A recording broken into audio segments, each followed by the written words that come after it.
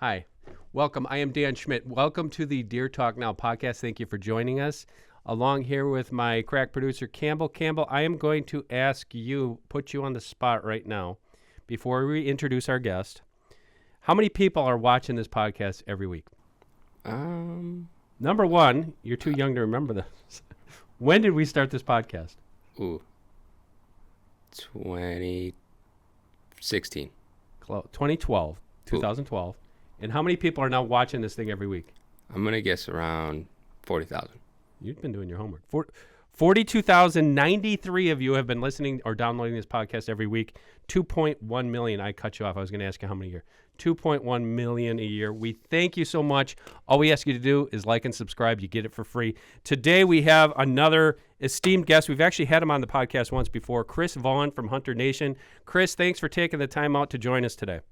Yeah, thanks for having me, Dan. Always appreciate when we're able to talk, and thanks for having me again. Absolutely. Chris is the director of the Wisconsin chapter of Hunter Nation.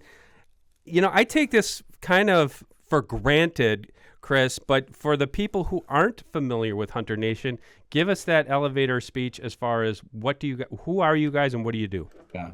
Yeah, so we're, a grassroots organization, initially started in Kansas. Our founder, Keith Mark, is a labor attorney by trade, has been in the kind of the hunting industry and business for many years as an outfitter, as a guide, owning, property out in the Yukon and had a TV show for 10 years. And that kind of expanded to, a huge reach of people that were very influential in the outdoor industry, and kind of, saw that there's a lot of organizations out there, a lot of fantastic organizations out there, a lot of ABC type organizations, but species specific, things like that. So we saw an opportunity to kind of get involved on twofold. One would be on an outreach side from, I'm not going to say a political side of things, but getting hunters to vote. It came up, many years ago, back in 2016, that 50% of licensed hunters didn't vote. And so in the circles that we run in, and we thought, well, that's crazy. Everybody I talk to, the people that are engaged, the people who are active, but there are a lot of people that just say, listen, I mind my own backyard. My vote doesn't matter, blah, blah, blah. The same things that I felt for many years as well. So there's that piece of that too. And then the advocacy side of things. And we started branching out into individual state chapters. We've got obviously the state chapter here in Wisconsin. We've got another big chapter in Pennsylvania that was instrumental in getting Sunday hunting approved and now active in the state. We've just opened up Arizona and Louisiana and Kansas and many more that we're working on as far as Michigan, Minnesota, several others. So I work locally here from within the state, and more so on the policy side of things. What we'll be talking about today, fairly aggressively, would be my main focus, among other things, would be predator management. Yes, and that's one thing we're going to talk about today. If you guys aren't familiar with Hunter Nation, jump onto Facebook, Instagram, wherever you can go on social, and just follow these guys. They have tremendous content, and the stuff that they are doing is stuff in my 30 years in this industry I have yet to see an organization do. They actually are making a difference. He mentioned the Sunday hunting in Pennsylvania. You guys, and it's going to be the same thing with today's topic. You might say, well, that doesn't affect me. I can hunt Sundays. I live in Wisconsin, as does Chris. I've been able to hunt Sundays my whole life, and I never thought twice about it. Well, think about if you lived in Pennsylvania for the past 30 years, 40 years, or more. You couldn't do it. Now they've been making these inroads. The one that we're going to talk about today is one that has been a hot button for me particularly since I was in college. It actually started in 1989, actually 1985 when I graduated high school. And it's we're talking about wolves, particularly here in the state of Wisconsin. But this would affect you also. Okay, Alaska, we're going to count you just because you guys are part of the United States. But Alaska, Arizona, California, Colorado, Idaho, Michigan, Minnesota, Montana, New Mexico, Oregon, Washington State, and Wisconsin are dealing with wolves. We've been dealing with it on a much higher level. I'm just going to take some of Chris's thunder away. This started in 1989 when they reclassified wolves in Wisconsin from, extinct to threatened. And through the process, I had to look this up, Chris. Yeah. They were delisted in 1999 Yeah. because the original number that we had here was once we got to 250 wolves, there Right. would be management in place. Right. And then the lawsuits started. And the lawsuits came from the liberal left. This is a political debate because then it went to 350, then it went to 550, then it went to 750. Now we get the news last week that they're saying, and I'm going to let Chris talk about this. There's about 1,200 wolves in the state. We all know that's not true. We know there's more than that. But let's talk about the numbers specifically, Chris. How many wolves are in the state of Wisconsin right now? And how does that compare to what we've had for the past 3, 5, 10 years? Yeah, so I think it's, three and a half times what we're told. If the DNR tells us it's 1226, so that's going to be a range of 1,087 to 1,379, with our state capacity at 1,224 or so. So that's what they're telling us. And so if you look at that and we're saying, okay, good, at least we got that number, because last we talked, right? So we didn't have an overwinter wolf count from the DNR. The first time in 44 years that number wasn't provided for a myriad of reasons: collar failures, poor conditions, et cetera. Those are factors, for sure, but it's the first time. It's not the first time we've had poor conditions in 44 years, certainly, but whatever, we'll take it. We got that number back on September 11th at the first Wolf Advisory Committee that was held in Marshfield. So that number, I would call it insulting, but I would call it not surprising either. To say that the average pack size is, 2.5 wolves or 3, the exact number is escaping me. And we've talked about this and I say insulting because we have, boots on the ground, people that live in wolf country, that consistently send me, verified pictures of 8, 10, 12. The one I put out the other day on the post you put, had 16 wolves, one picture. So you're telling me 1.5% of the entire wolf's population is in one picture in Langlade County? Come Right. on. Got 3 other pictures just like that in other counties within the same window. They're not the same wolves. So, with that, if you look at the numbers from 2023, they said we have 1,277, 24, 13, 28, but that somehow in 2025 we have fewer wolves on the landscape. 100 fewer. Yeah, 100 fewer, with 36, mortality, that they've counted as 36 wolves that were killed, whether it was through poaching, through natural causes, through, car crashes, things like that. So, my thing is that just when you start applying math and metrics to science, that's complete. I get it. It's needed. And this is where we'll probably pivot into adaptive management versus numeric population goals at some point. But that's where I have a struggle to say, listen, these things, I think that we need to take a harder look at what this math that's applied to come up, because it is an impossibility to count every single wolf on the landscape. I totally get that. I'm sympathetic to that. But the process that we're doing is not looking at historical ranges where wolves live that we know that wolves are, but are outside of the historical range that aren't counted. Lone wolves, which is a small number, not counted, admittedly, but it all adds to that. So if we've got 3,500 wolves, within our landscape, some overlap with the UP, the Northwest part into Minnesota. For sure, I get that. So if we look at the Great Lakes region, but I think that a lot of people would comfortably agree that the number's certainly north of 3,000 to 3,500 at most given times within the state of Wisconsin. And what we've been seeing here, there's so many parts of this discussion that I really want to get to, but what we're seeing here is photo I think I shared with you. We put it on the Deer and Deer Hunting Facebook page. A photo with 7 wolves in it in Fremont, Wisconsin, which is actually Fremont. When I say that, it was actually southern Waushara County. Okay. For those of you not familiar with Wisconsin, that's below the center line of Wisconsin. So it's actually would be considered south central Wisconsin. Historical wolf range in Wisconsin. We're talking about Bayfield County, Ashland County, 225 miles north of here. And that's what we're seeing. But my question for you, Chris, because I want to get to, let's do it right now. Adaptive versus numeric. Let me just explain that for a second. Numeric, we used to have the most laser precision deer managers in the country, hands down, for decades in Wisconsin.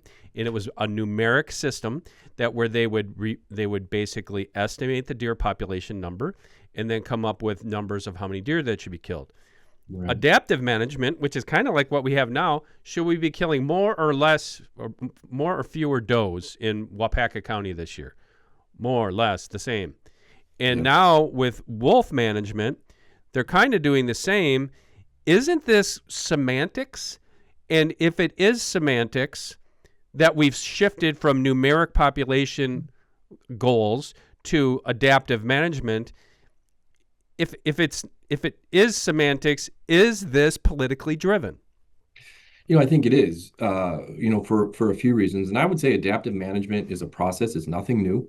It is applied. It has some legs to it. It has success in being used. But my concern is that when you're using this towards an apex predator, and such a polarizing species that does become political from both sides of the aisle. It doesn't matter what side you're on with this. There's a lot of money around wolves. There's a lot of money to be raised. There's a lot of money, to capitalize on.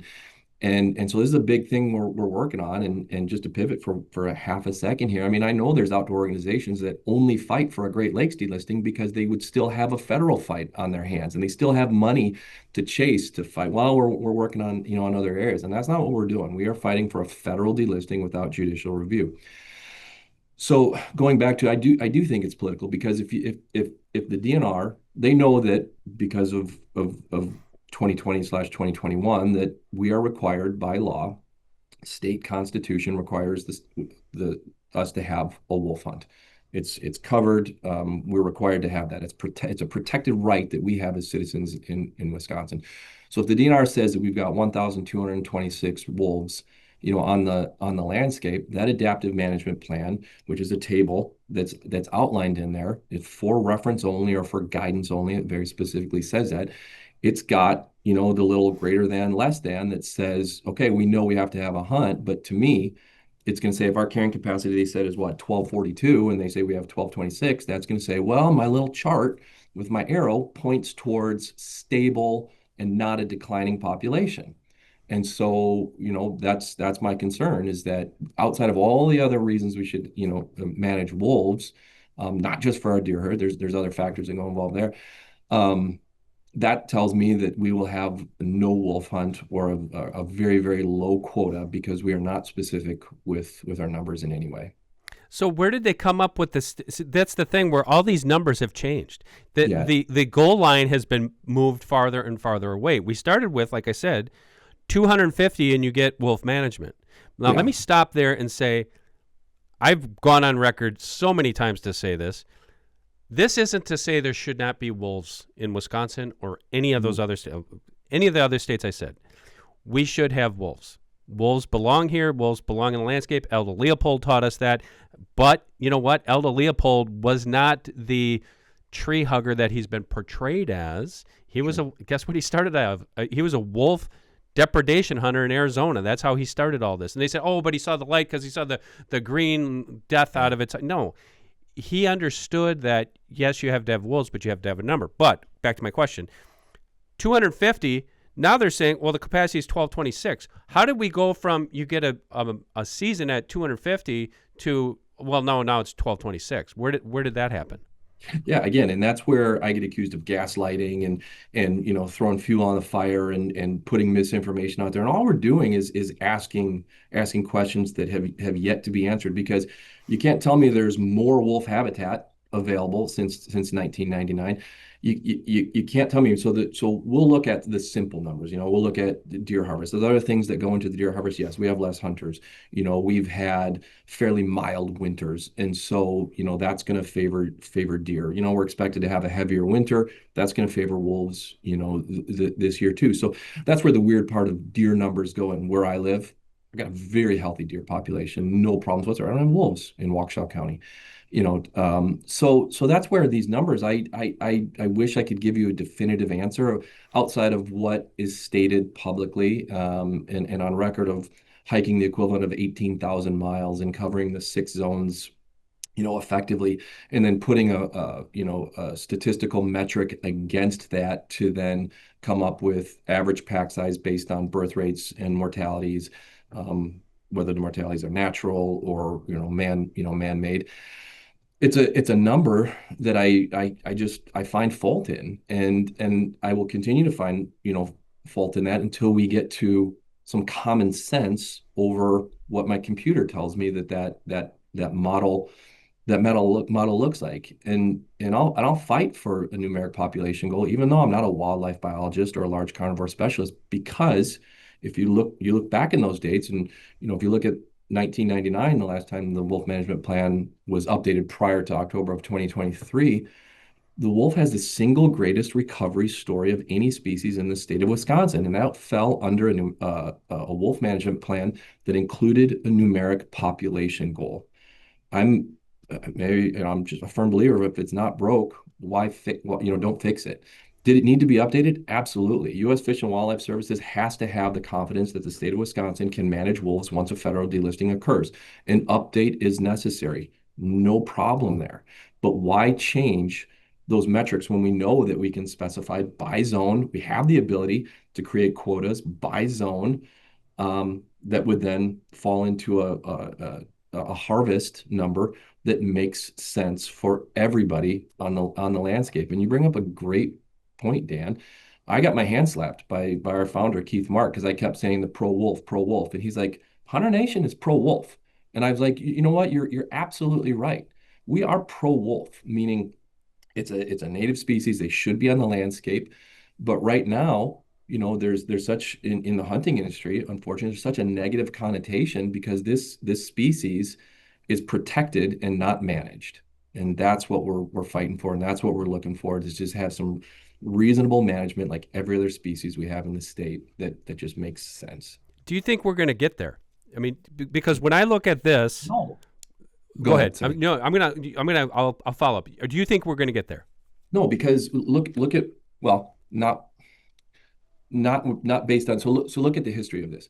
So it was passed by the NRB with an adaptive management plan. So what happened? We took the proper procedures through the legislature. A bill was drafted through the Sporting Heritage Committee, and Senator Stashholt. So it goes to the Assembly with, and Chance Green was on the Assembly side of things, and guys like that. So it goes to the Assembly. What happens? It passes. Goes to the Senate. What happens? It passes. So that's the constituents saying to the elected officials, you're speaking on our behalf. So the overwhelming majority of the people that reside in the state of Wisconsin, based on the representatives in the Assembly and the Senate, voted for a numeric population goal. And we even backed off a little bit because my testimony was 350. And we said, listen, we're not going to say what the number is. Turn that over to the DNR. You guys are the experts. We're not going to tell you, which is fair, what that numeric population goal should be. You come up with that number, but we are firm that we want that to be included in the wolf management plan. So that passes through. It gets to the desk of our governor in March. And so there were a total of 41 vetoes that happened in March. Of those 41, one was the CR bill that said update that plan to include a numeric population goal. That was vetoed. So then the next step is taking that through JCRAR, through a review, process. Well, again, our governor said, notified the agencies that they do not have to follow that review process. So then the DNR drafts a letter to Senator Stashholt and the Sporting Heritage Committee that said, based on the direction, we will not be making any changes. So that's where I say, I never say never. We've got elections coming up here in 2026. What's the priority there? I mean, I don't know, so I would never say never. But as it sits right now, no, we're going to come into, which I think we're certainly closer. Government shutdown doesn't help, to a federal delisting. But as it sits today, even with a federal delisting, if you're asking me right now, I don't see us having a wolf hunt, even with a federal delisting, or one that says it's a 50 wolf quota, half to the hunters, half to tribes. You're going to take, what's that going to take? 25 wolves. It's going to take a half hour. Do you guys see where this is going? Because this is important. And like I said, and even if you don't live in this state, this should concern you, because what he's telling us right there is this went through the government process. It went through the House. It went through the Senate. It got approved. Tony Evers, Democrat governor, vetoed it by his stroke of his pen. He vetoed what the state said. And this is happening everywhere. It could be wolves. It could be Sunday hunting. It could be any other issue. It is a fight against your hunting rights. Deer Talk Now is brought to you by Traditions. As you probably know, 2 years ago, they came out with the Nitro Fire in collaboration with Federal Premium and Hodgdon. The fire stick, they shoot through those guns. This has really changed muzzleloading and has made it more safer, more accurate. Check them out today at traditionsfirearms.com. The other thing that I wanted to mention, Chris, is with that moving number, if they keep running out a number there of, well, the maximum is 1226 or whatever it is, can you guys do the math? Because I can, and I'm not a mathematician. Because if they say, okay, fine, it's going to stay there at 1200, 1300, 1400, 1500. Okay, well, now we have, like you said, 100 more wolves than that, 200 more wolves than that. You're talking about the odds of like getting an elk tag in Wisconsin, because it's it's impossible. You're going to have 100 tags for probably 100,000 applicants. Yeah. And tell us, just give us insight, the last time we had a season. Well, let's even back up before that. Look at the 2012-2013 season. 117 wolves harvested. It took 137 days, right? The 2014 season, 257 wolves. It took 70 days. 2014-2015 season, 154 wolves. It took 52 days. February of 2021, 216 wolves in 60 hours. Come on. Yeah. We have less wolves now. We don't. Come on. And the other thing, too. It was ideal tracking conditions. The snow was great. True, it is. But you're saying 216 wolves in 60 hours compared to 257 wolves in 70 days? That's only, that's separated by 6 or 7 years. Get out of here. We had a ton of wolves. We also had a ton of really efficient hunters and trappers that took best in the world. That took part. Yeah. But what he's saying, 60 hours, and that's what I said. It's like there's no way. There's no way we have the number of wolves. And this is, I don't want to say I have fought for the DNR, but I, in my career here, started because of their laser precision. I can't describe how precise their deer management program was, built by guys like Keith McCaffrey in the 60s, the 50s, the 60s, the 70s. Yeah. Those guys had it dialed in. Yeah. And then it started getting out of control. And the other thing that we can throw into the mix here is when we start saying, well, why are these wolves showing up in south central Wisconsin? It's easy. Number one, there's more of them. And number two, they're going where the deer are. And that's where, as a deer hunter, oh, you're selfish. No, I'm not selfish. I'm just saying there's no other way to manage a wolf. And then for them to come along and to your last point about, oh, the conditions were bad. How many times did we hear that? You're not as old as I am. Deer hunting in the late 70s and early 80s, they would have to put a spin on that population. Like gun season came around and we killed fewer deer. Well, there was poor tracking snow and it wasn't that cold. And it's like, come on. Just tell me there wasn't as many deer, and that's the way it was for years. Yeah, and I agree. And I talked to, back in March at Bear Hunters Convention, I was talking to a tribal biologist, and he goes, 0 failures. I can tell you, and he showed me his phone. He's like, I can tell you where every wolf is right now, within mine. He's like, I don't know. I can't speak to the collars that they're using, but it is odd that you had near 100% failure.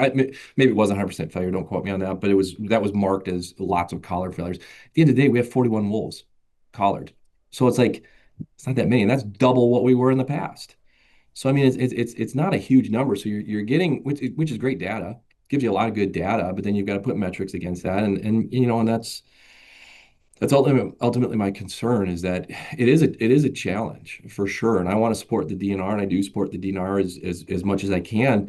And if people say that I'm just gaslighting and these things, all I'm trying to do honestly is just put the data out there that we have against real world experience, with people that are living in with this, whether it's ranchers or, or hound hunter or, just hunters in general, our depredation numbers are up. So it's certainly easier for a wolf to kill a penned cow than it is to chase down a deer or track a hound, in the woods. But, our numbers, I mean, we're early October here, and I got notes here somewhere on what our numbers are, but, we've got 37 dogs, that have been killed year to date. Last year, 37. 37. Six in a 2-day period Yeah. here just a couple weeks ago. And guess where that was? Langlade County. That County. exact picture that I showed, 16 wolves on one trail camera. We had 20. That's by Antigo for those of you guys who are Yeah, sorry. Yeah. We had 28 in total last year. 28 dogs last year, and currently we're at 37. And I count, and I does and they put pet categories and livestock categories, and you did an outstanding job, identifying a dog's a dog, whether it's a hunting dog or, your dog that is in the house or whatever. So a dog's a dog. But, last year, so I'm just saying those are just dogs. We had 9 miniature horses and ponies and mules that were killed by wolves last year too, that were considered, that are just randomly thrown into the livestock. But those are pets. People aren't raising miniature horses for farm work.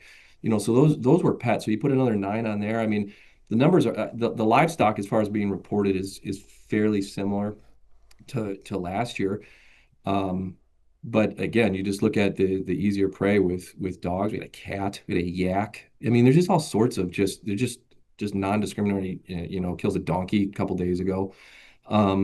Those numbers are increasing. So answer this question for me, because I've had discussions with people, even in the hunting industry, over this. I think it's purposeful spin, and they're saying, "Oh, you're just being paranoid." Am I really? When we start categorizing, what I mean by that is, like, what was the number? How many dogs? 37 dogs? 37 year to date. Yeah. 37 dogs this year, 2025, were killed.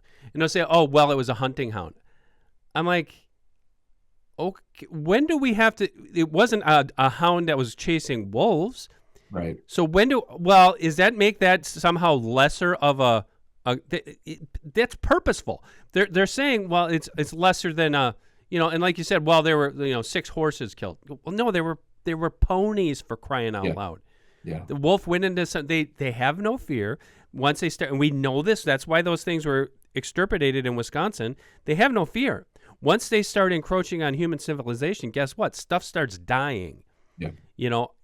Pets start dying, livestock starts dying. But we somehow, when you see these releases, they are crafted in a way where it's like, it was a coon hound.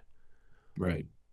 It was some guy's dog. He might have been running it for coons. It might have been wherever, but it was still killed by a wolf, and it's somehow making that less important. And I would like to know why there has been that purposeful spin, if it's coming out of the DNR, if it's coming out of some legislator's office, where it's like, yeah, we've really got to do some damage control here because now the stuff's really getting real. I think part of it is the, animal rights activists disagree with using hounds as hunting. You're not a man. You got to use a dog to chase your animal. You can't do it on your own. You got to use an animal. That's not a fair fight. You don't want you to do those types of things. Fully not having any clue how bears, coyotes, coons, wolves, whatever are. They see pictures. They very rarely, if they see a bear, it's from the side of the road or maybe at a garbage dump. But like, so I think there's something rooted in that. I can't say when the designation exactly happened. If it's, as far as I can, go back, there's been a split for a long time as far as hunting versus pet. But I think there's something rooted in there, because we saw it with other bills that came up that didn't go through, is that they do want to eliminate, hound hunting. They don't think it's considered fair chase. And if they can possibly, I'm talking for myself, and just as I thought through this, of thinking, to your exact point, why would you do this? Can anti-hunters, animal rights activists somehow spin this and say, well, look at the depredation numbers. We'll give you that. Look at the depredation numbers, and what is the cost that the government and taxpayers are spending to repay hunters that aren't even hunting. They're just walking in the woods chasing their dogs, and say, this cost us $600,000. That's going to be high. But X amount of dollars that say, let's just eliminate hound hunting, and then there you go. You've just eliminated $200,000 out of your taxpayers' pockets that don't have to pay for these anymore. So just eliminate. So that goes back to the politics and these antis in every single way trying to eliminate our rights and our hunting Well, heritage. what I'm going to say to that is, well, then let's eliminate private ownership of horses, ponies, cats, anything else that was killed by a wolf, because it's the same thing. It's the Well, same. We're paying depredation to those people who lost their animals. And yeah, now what's going to happen? Oh, let's really wave the red flag out there. Now what's going to happen when some hiker gets mauled by a wolf? Because it's going to happen it's gonna if happen. there isn't some kind of control here at some point. Yeah, the problem with that is that you use logic and common sense, and the people in most instances that I talk with, that are on the opposite side, don't have. I think they have it, but they certainly don't use it when those things. But you bring up a great point. I think there is four health, like I think they call them health and human safety reports now. Um, and those really didn't exist, and they categorized at level one, two, or three, I believe. But now we have at least, human safety reports that are starting to show up on that. Now, are they doing anything about it? I don't know. Okay, just put it on the log. What's it going to take? Is it going to take somebody to get bit? Is it going to take, or hopefully that's the least that happens, to somebody. And I hate that, saying that. And that's probably the number one thing. Well, there's never been a cat, which is not true. There are cases of wolves attacking people. But in the last 100 years, how often does that happen? And statistically, you're more likely to be hit by lightning. But which I wouldn't argue with if you're going to look at the statistics. But why wait? We can actually do so. I can't do anything about lightning, right? I can't do anything about that. But we have an opportunity to manage wolves, and we're not doing it even when we have the opportunity to manage wolves. I understand the DNRs, their hands are tied with this kind of stuff. It's a federal thing. So understand that. But when the time comes, that's my concern, is that we are not prepared to do so based on the existing criteria and definitions and plan that we have in place today. And I'm, willing to work and talk. And that's the other big difference. As hunters and trappers in the outdoor community, we have flexibility. We are willing to give on these issues. But when you talk to the other side, it's a zero-sum game. No, no wolves. No wolves. No, I don't want a single wolf harvest. I don't want it. And there's never any type of give. And that's our fight, and we're up for it. You're up for it. Hunter Nation's up for it. We do it every day, and we'll carry that torch along with anybody else that wants to join us. And so that's what we're gonna do. So let's talk about, we're talking about spending taxpayer dollars. How many, I mean, and I don't expect you to know this number because I don't know Yeah. it. How many taxpayer dollars have been spent, quote unquote, fighting CWD? Okay. How many people have died from CWD? None, zero, because CWD does not affect human health. How Right. many people have died of hydatid disease? It's a Right. cystic disease. You know what carries that disease? Wolves and canines carry that Sure. disease. It's a real thing. Dr. Yeah. Val Geist, rest his soul, the preeminent researcher in mind about wolves from British Columbia, warned us of this decades ago. That is it going to cause mass deaths? But no, he had family members die from it because it Yeah. was transmitted by wolves to feedlots in that area of Canada. Canada has 60,000 wolves, 60,000 timber wolves. The timber wolf is not an endangered species. Right. It deserves to be managed. I'm just going on my pulpit here. It deserves to be managed. There are plenty of them in the United States, and we have to do something of it. And people like Chris Vaughan, organizations like Hunter Nation, are fighting for this. It's not. It's our rights as hunters to, number one, be able to hunt and manage a natural resource, and number two, to partake in activities like hound hunting. I've never hunted with a hound except for beagles. But the thing Right. is, like, oh, it's beagles for rabbits. How is that any different? There is no different. It's no different chasing cottontails with a beagle than it is treeing black bears Yeah. with a red tick. Same thing. And it's trickle down I'll skip. effect. There's a Beagle Club down in Waukesha County. I've talked to the guys there, and they used to make annual trips up front, up north for rabbits and stuff like that. And there's like, not a chance in hell I'm bringing my dogs up there anymore. Oh my I'm just, gosh, it has a those be like little financial. popcorn shrimp No, for a no. pack I of mean, it's an wolves. appetizer Yeah. until the coons come through for sure. So I mean, it's an effect. I think I mentioned this to you before. I mean, I used to hunt the UP all the time, and there's literally no reason to do that anymore. And I hate it. I hate missing, going to deer camp and those types of things. But I'm not gonna say stuck. I have no problems. Listen, I've got I hunt in Waukesha County, and it's great. I love it. But I do miss up north. It's changed. It's absolutely changed, and that's sad. It's sad for my kids because don't experience the same way that I did, being able to go up north and do those types of things. And so the fact that it has become political, I hate it. I don't love politics, but it's a necessary evil in everything that we're doing because of the things that we want to do. I mean, there is a daily fight to stop those things, and we need to hold people accountable.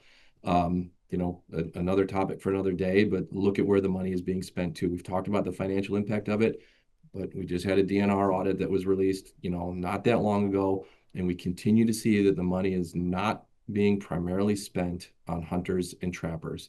They run in a deficit, and when you look at that, the money that came in from the state, and if it wasn't for other accounts that shifted money over, we would have a serious problem of staying solvent there. So totally different subject. I get that, but that's where these questions come into place and say we have to hold people accountable, whether it's a management plan or how that money is allocated, that is generated through state funds, through the purchase of firearms, through fishing licenses, through hunting licenses. We are the primary source of income for the state, and to be able to, recreate, and we're happy to foot that bill for anybody, even the non-hunters. Not a problem. Public land is public land, and we will carry that, till the day I die to spend as much as we can to keep that open, so we all have that ability. But that also means that you have to hold the people accountable that, that hold that, in a trust for us as well. Hold them accountable. And as my buddy Ted Nugent, who is a Hunter Nation ambassador, always tells me, stand, ! Fight, ! And keep doing it. Chris, thank you so much for joining us for the podcast. It's always a pleasure to talk to you, man. Yeah, my pleasure. Anytime. Thanks, okay, man. It is hunternation.org. Yes, it is. Is the website, and you can't really even venture out on the social media without finding them, but just look up Hunter Nation, Facebook, Instagram, every other place that you're consuming this media. You're going to find some great stuff, and just keep up the good work, man. We very much appreciate you fighting for us. Yeah, likewise, Dan. Thank you for your help. Okay, for Chris Vaughan, I am Dan Schmidt. Thank you for joining us for Deer Talk Now. In case you're wondering, these come out every Thursday, wherever you can find deer and deer hunting. The main ones for the podcast downloads are Spotify, Amazon, and then for the video versions, just head over to YouTube.com/DDH Online. I will catch you next week, next Thursday, for another brand new episode of the Deer Talk Now podcast. The Deer Talk Now podcast is brought to you by Mossberg, Wildlife Research Center, Traditions Firearms, Outdoor Edge Knives, Hoyt Archery, and 10 Point Crossbow.